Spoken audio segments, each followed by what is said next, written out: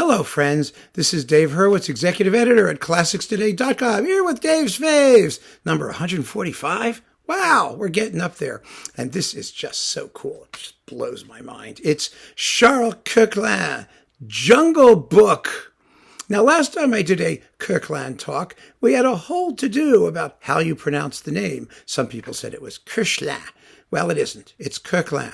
And it's perfectly reasonable, and I know it's right, so don't even go there this time. I'm telling you, do not go there. I will not deal with it. It's ridiculous. So who was Kirkland? Well, he was a nutcase. Fabulously interesting conductor. I've done several videos about his music, and I urge you to have a look at them. His dates were 1867 to 1950. He lived for a very long time. He wrote a lot of music. He was an amazing pedagogue. He wrote this immense study on orchestration.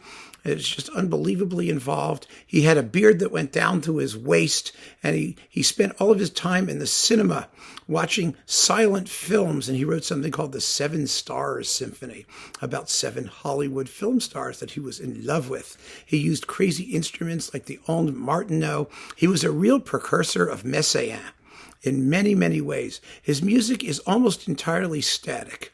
It's fascinating. Even when it moves fast, it's static. His style was, it's so hard to describe. It was eclectic. He did a little bit of everything. I made a really fun video, I thought, about a book about a disc called Kirkland, Master Orchestrator, where he did an arrangement of Schubert's Wanderer Fantasy that sounds rather like Messiaen. I mean, it's just amazing how unusual and distinctive he was. But it's odd music. It's strange. It's quirky. And this disc is just amazing.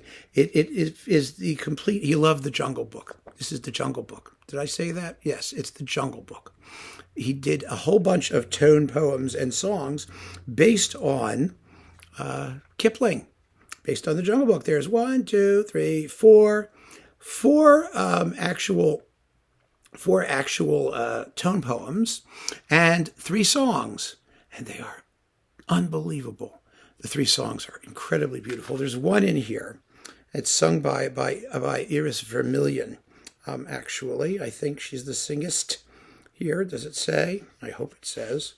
3 songs. Yes, here she is. And Johann Botha tenor. But it's called the Berceuse Folk. It is the most unbelievably beautiful song you've ever heard in your life. It's extraordinary.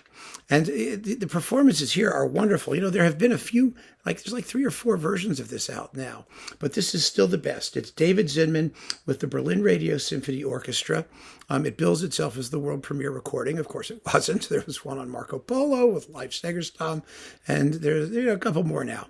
And excerpts from it, because the tone poems don't have to be played together. And the songs don't have to be played together. You can do them all separately. The most famous one of all was Les Bandar Log, which is about chimpanzees. It's about monkeys. And the monkeys are they imitate things. And in this case, they imitate different styles of music. They imitate Schoenberg and Debussy. And it's really enormous fun to listen to. But let me just tell you what is on here. Aside from the 3 songs after Kipling, which is his Opus 18 for voice and orchestra, and they are, like I said, unbelievably beautiful, you get The Spring Running. That's his Opus 95. This is the longest of them. It's 31 minutes long. It's a big, huge evocation of the jungle and its awakening in springtime. And it's really, really just an exotic, voluptuous extravaganza. It really is something else. Then we've got the Meditation of Purun Bhagat, which is very Messiaen-like. It's for basically winds and percussion, for a very restricted ensemble. And it has chorale-like things in it. And it's like I said, what can I say? You got to hear it. You got to keep on listening. You can't really describe this stuff. And then we get The Law of the Jungle. Oh, that's the one that's like Messiaen. One of them is like Messiaen. I have to look it up again and see what the scoring is for all of these things. Because let's see here. Wait, let's see. Yeah, here we go. Yes, a solemn fortissimo with the sounds of organ and gong. Oh, yeah. Okay, it's a meditation. That one's fine. And let's see, The Law of the Jungle. Yes, it's a little short piece, and it's monophonic. Yeah, this is the one. Underlined by gongs, tam-tam, or drum and brass, and that's The Law of the Jungle. That's the one that sounds like Messiaen. Pardon me.